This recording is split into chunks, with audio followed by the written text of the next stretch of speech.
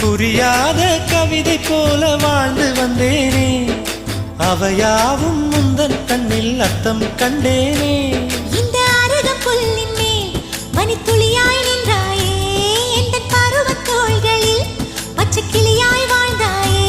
என்னை துளசி செடியாய் சுற்றி வந்தாயோ, கண்ணால் பார்த்து பார்த்து வெற்றி கண்டாயோ.